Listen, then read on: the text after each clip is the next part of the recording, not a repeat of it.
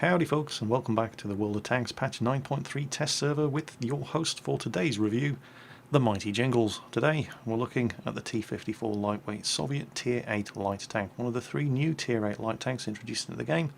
The Germans getting the RU-251, the Americans getting the T-49, and the Russians getting the T-54 lightweight after the LTTB at Tier 7. And the T-54 lightweight is the tank that a lot of Tier 8 medium tank drivers have been crying into their cornflakes about. Why is that, Jingles? Good question, glad you asked. Allow me to explain. Now, you don't see that many T-54 lightweights on the test server.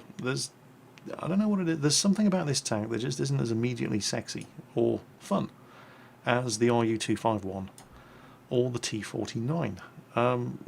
You can see why looking at the T-49. It's a KV-2 that can do 72.4 kilometers per hour.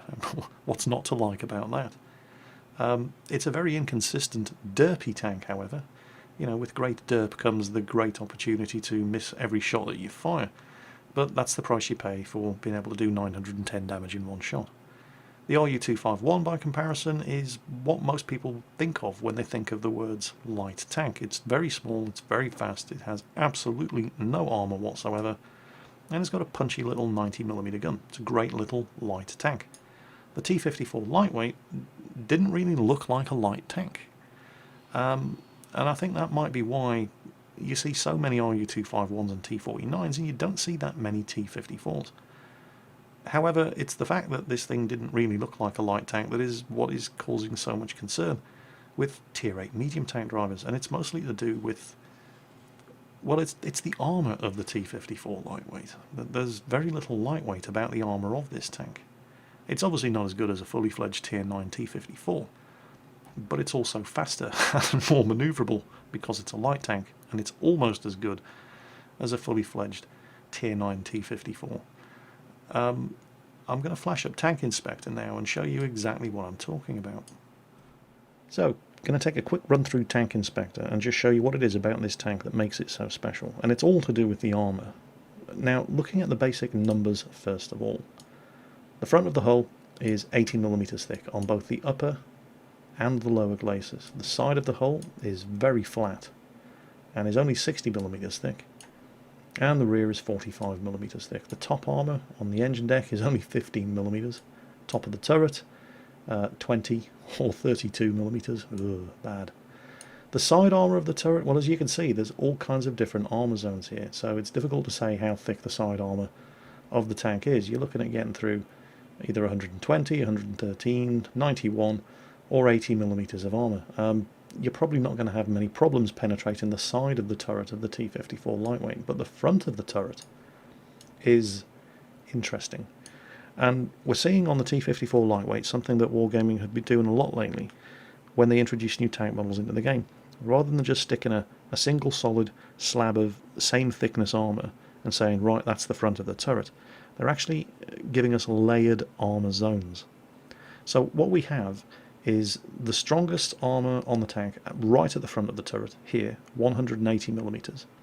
And then the further we move towards the side and rear of the turret, the thinner the actual armour gets. So here it's 160, up here it's 135, 113, 120, 91 here, and so on and so on. However, it still works because the further to the side and rear of the front of the turret you get, if that makes any sense, the better the armour angling and sloping becomes. So what it means in practice is if you are staring at the turret front of a T-54 lightweight at typical combat angling, you pretty much have to beat at least 200mm of armour everywhere. At least 200mm. That becomes anything between 240 and 210, depending on where you hit it. This 160 is around 200 at that kind of angle. Over here it's over 200. This 135mm of armour, because of that kind of angling and sloping, is again over 200mm. Here at the sides, where it's only 130mm thick, it's a guaranteed ricochet. Down here, where it's only 120mm thick, it's equivalent of 240mm of armour. The the front of the hull as well, at this kind of angling. Imagine the T-54 lightweight has just popped over a hill. He doesn't have particularly good gun depression. He's got 5 degrees, which could be worse. And you take a shot. You're not going to penetrate his turret, so you take a shot at his hull. Well, that 80mm at that kind of angle is the equivalent of 173. And if he's giving you shots at the lower glacis, he's a very bad T-54 lightweight, but even the lower glacis, well, look at that. Anything between 150 and 160mm of armour. Don't forget, this is a light tank. It's got better armour than the T-44 Tier 8 medium tank. Hell, it's got better armour than the Panther II. What the hell is going on with the light tanks in World of Tanks lately? Oh, hang on, Jingles. Better armour than the Panther II? What are you talking about? I'm not taking that. Well, here we go. Okay, the Panther II does technically have... I mean, it's got slightly thicker armour. It's 20mm thicker, and it's sloped the same way. But down here, it's only 60mm thick. And the T-54 lightweight doesn't have no machine gun port weak spot in the front either. And the turret of the T-54 lightweight is better than the turret of the Panther II. That's 120mm at the most, and it's flat as a pancake. The T-54 lightweight is a better armoured tank than the Panther II. It just is. And it's a light tank. What the hell is going on? So, T-54 lightweight, it's got more or less the same health. In fact, there's only 100 health difference between this tank and the T-44, for example. It's a slightly lighter tank with a more powerful engine, so it's got a better power-to-weight ratio than the T-44. It's got a better top speed than the T-44, 51 versus 69 kilometers per hour. It turns faster than the T-44. It has functionally better armour than the T-44. Is there no end to this tank's talents? Well, the T-44's turret turns at exactly the same 48 degrees per second as the T-54 lightweight. Is there anything that the T-44 does better than the T-54 lightweight does? Well, sort of. And it's to do with gun performance. But there's not an awful lot in it. If you have a look at the T-44's 100mm LB1 gun, they're pretty much exactly the same. The T-54 lightweight has a slightly better rate of fire. They both have exactly the same penetration with all kinds of ammunition. In fact, they both fire the same ammunition. They both do exactly the same damage, obviously. The T-44's gun is slightly more accurate. 0.35, which isn't bad, versus 0.38, which is not good at all, really. But they both have exactly the same aiming time. So that's it. The T-44 is better than the T-54 lightweight in that it is 0.03 better accuracy. Wow. Is it any wonder that people driving this tank are getting very, very upset about this tank? And yet, they're kind of missing the point. It's only really fair to compare the two tanks if they get the same matchmaking, and they don't. This tank regularly gets into games where it has to fight tanks like this. The T-44 doesn't. The T-44 gets into Tier 10 games, sure, but it doesn't regularly get into Tier 10 games. The T-54 lightweight does. And having functionally better armour than a T-44 doesn't matter when people are shooting back at you with guns that have 250mm of penetration. That's why these Tier 8 light tanks have the stats that they do.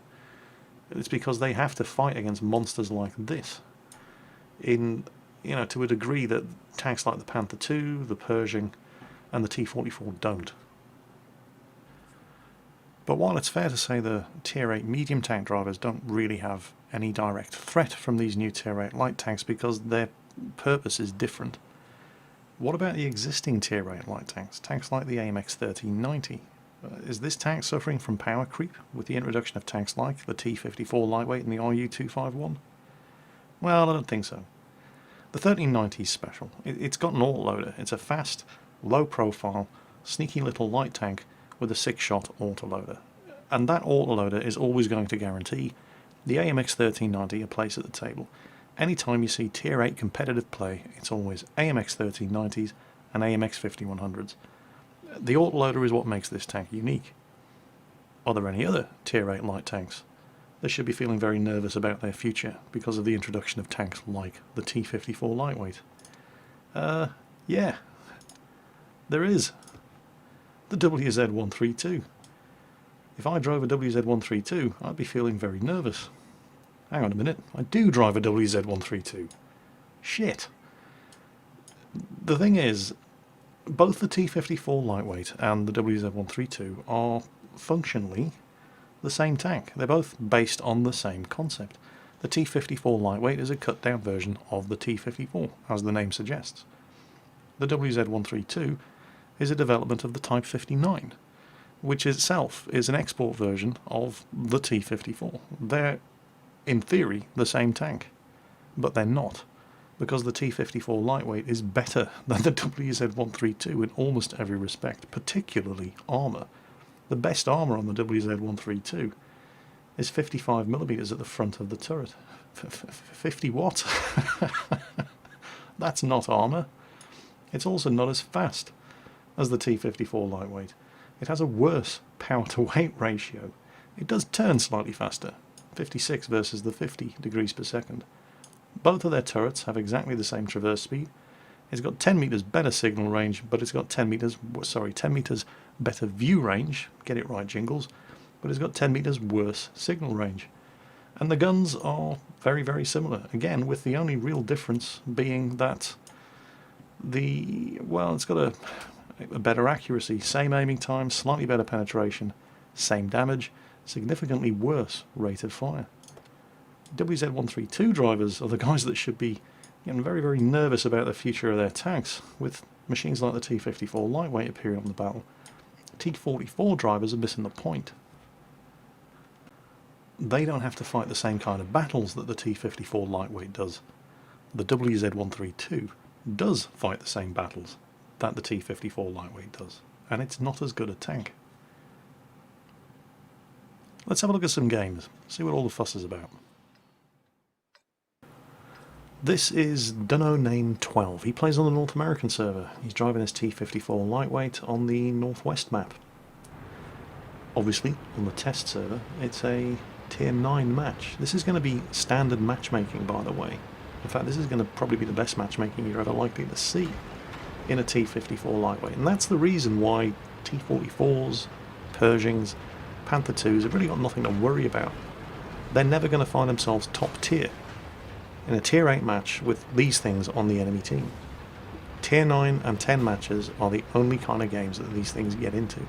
If you're driving a T-44 in a Tier 9 match, you've got bigger things to worry about than T-54 lightweights, and that's why this thing really isn't a threat to Tier 8 mediums. Well, it is going to be a threat to Tier 8 mediums. It's a dangerous little tank, but it's not a threat to the livelihood of Tier 8 mediums. This thing is for killing Tier 9s and 10s. Your tank is for killing Tier 8s and 9s and avoiding Tier 10s. You have different roles on the battlefield. Enemy tanks spotted. He's thinking about going around.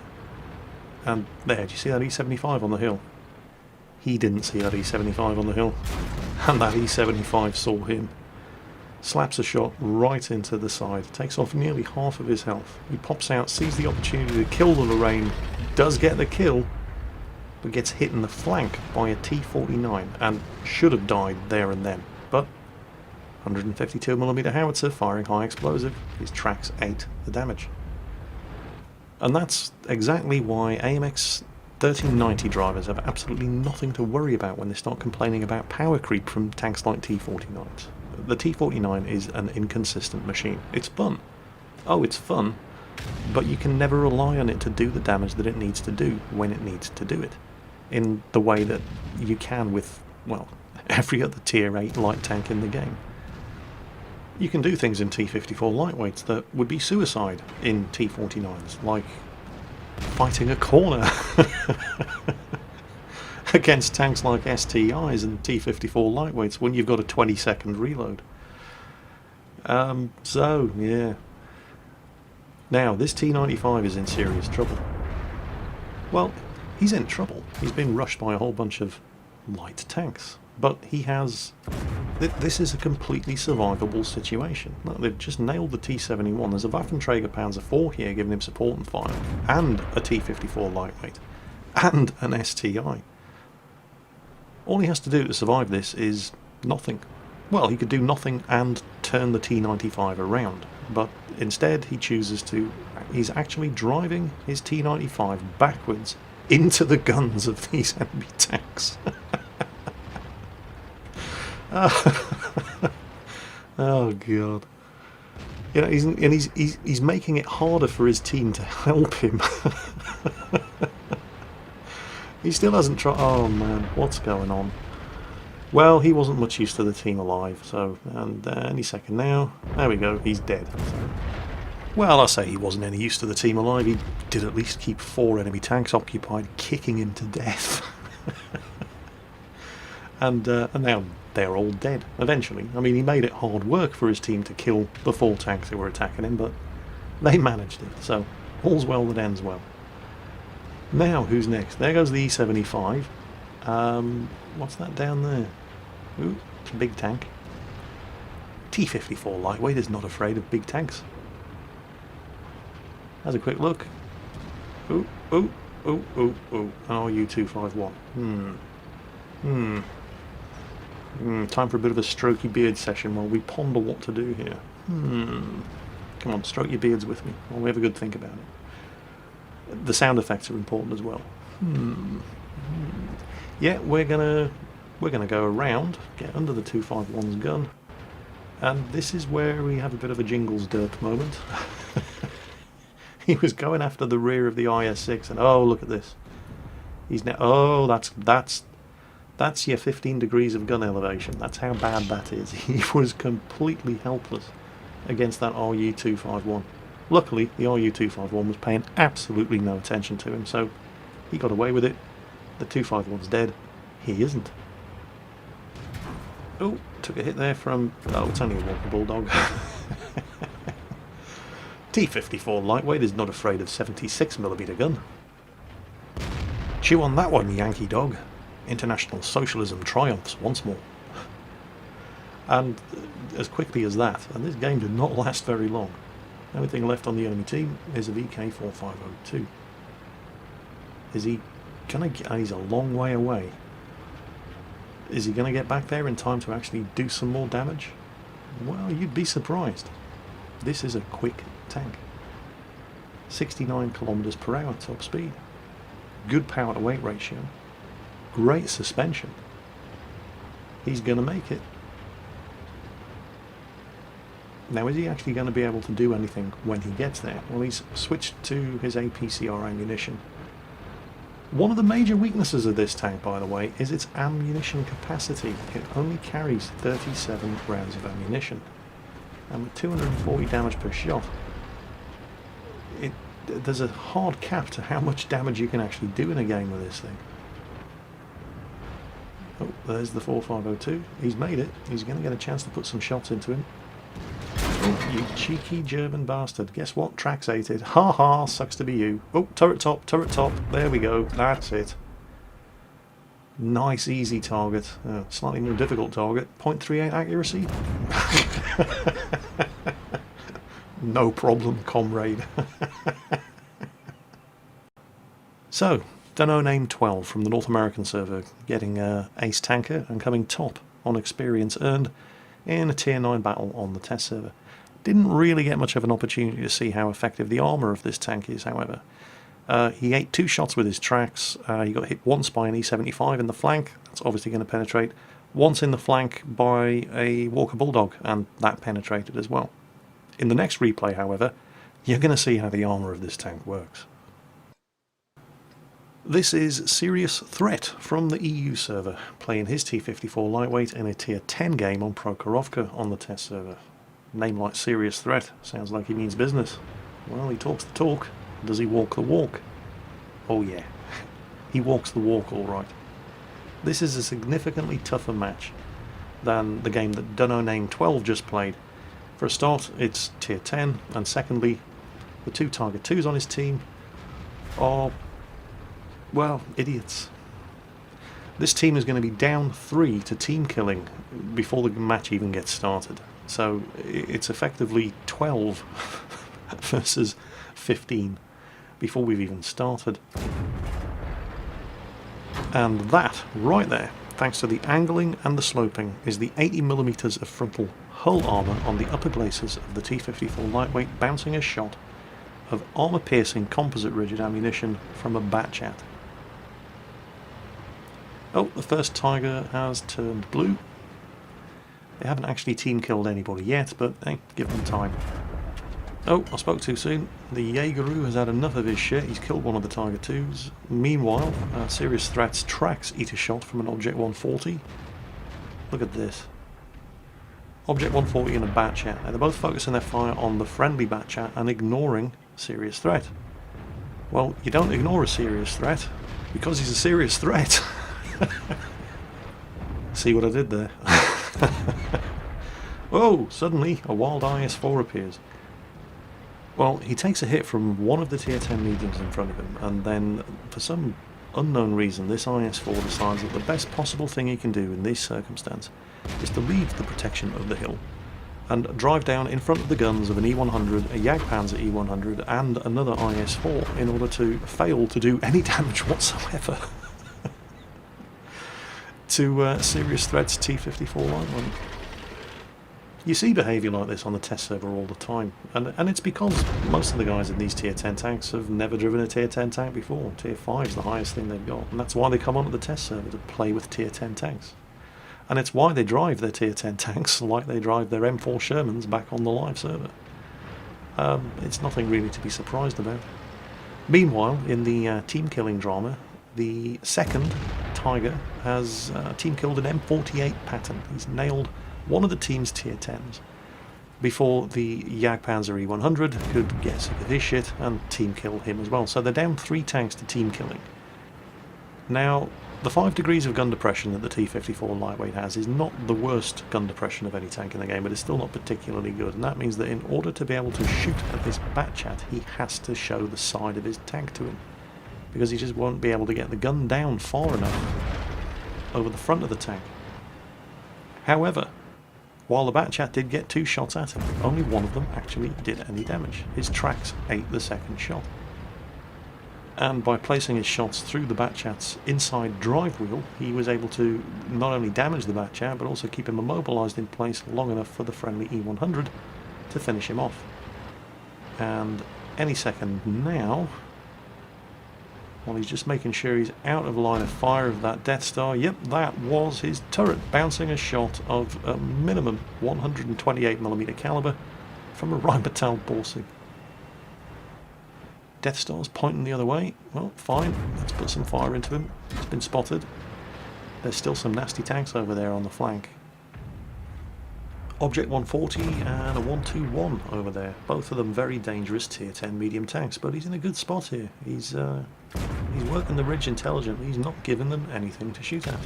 Put some more fire into the Death Star. E100 comes up, finishes off his kill. He's been spotted again. Ineffective fire into the Object 140.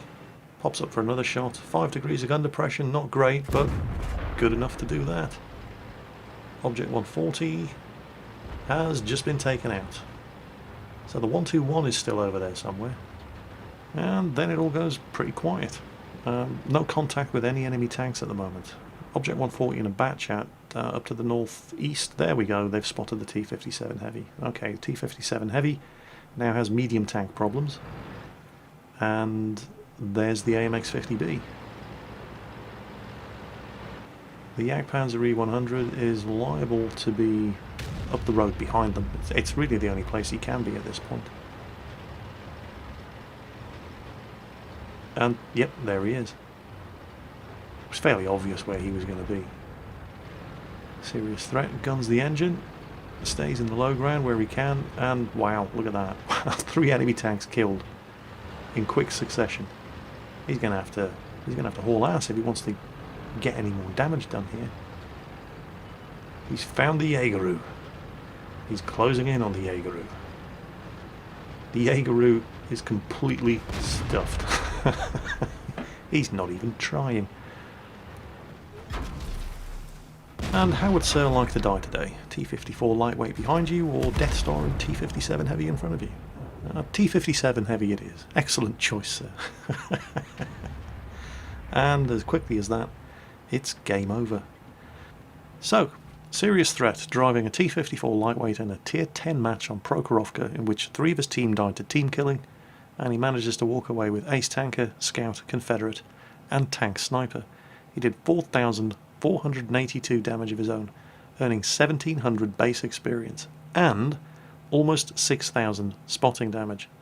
The armour of this tank, bearing in mind he was getting shot at exclusively by tier 10 tanks, stopped 1,070 damage. His tracks ate at least 3 shots from tier 10 tanks.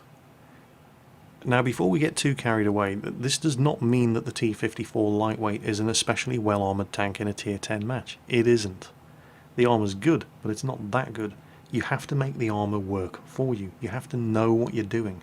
You have to understand angling. You have to understand working ridge lines and being able to fire over them using your turret to keep yourself safe. It's not like driving an E75 in a top tier 9 match and just herp-derping around and taking the hits because nobody really knows where to shoot you. You still have to know what you're doing when you're driving this tank to make that armour work for you. One of the complaints that I keep hearing from light tank drivers is that if they're in a situation where their team fails horribly and it's down to them to carry the match, because they're in a light tank and because they have no armour, it's significantly harder for them to carry that match than if they were driving a medium or a heavy. Yes, they have the speed, yes, they have the manoeuvrability, but sometimes you just need to be able to take a hit and survive in order to carry a game. Something that you can't guarantee being able to do in almost every other light tank in World of Tanks, but something that you can do in the T-54 lightweight. So, how to go about summing up what the T-54 lightweight means to World of Tanks? And I think that out of all of the tanks that have been introduced in patch 9.3, the T-54 lightweight is the most significant of them, because it symbolises a change in the way you need to think about light tanks, and is exactly, in my opinion anyway, exactly what Wargaming have been talking about when they talked about trying to make the game more interesting for light tank drivers. And what I mean by that is that with the introduction of this tank in particular, Wargaming are now giving light tank drivers more options. They're giving them more things to do than just be scouts in high tier matches.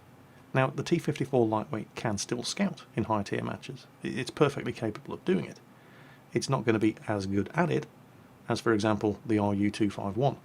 The RU-251 is more of what people have come to expect of a high tier light tank. Low profile, very, very fast, punchy little gun, highly manoeuvrable, a good scout. Now, the RU-251, much like the AMX 1390, and to a lesser degree the WZ-132, while being good at scouting, does not necessarily mean that they can't fight either. The AMX 1390 in particular has always been a good scout tank and very, very dangerous to tanks of any tier in the latter part of a match. But what we're seeing with the T-54 lightweight is the complete opposite. A tank that is better at fighting than it is at scouting. And that's given light tank drivers more options. And that's exactly what Wargaming have been trying to do all along with the whole rebalancing of light tanks that we're seeing in patch 9.3. And it has never been more obvious than in a tank like the T-54 lightweight. This tank is a fighter first and foremost, and it's a scout second, and that's why it has the armour that it has, to go with the speed and manoeuvrability and the gun performance that it has. And that's what makes the T-54 lightweight so different. Light tank drivers who have been sick and tired of being shoehorned into the role of scout in every tier 9 and 10 game they get into, this is the tank you want to go for. As always folks, take care on that battlefield, and I'll catch you next time.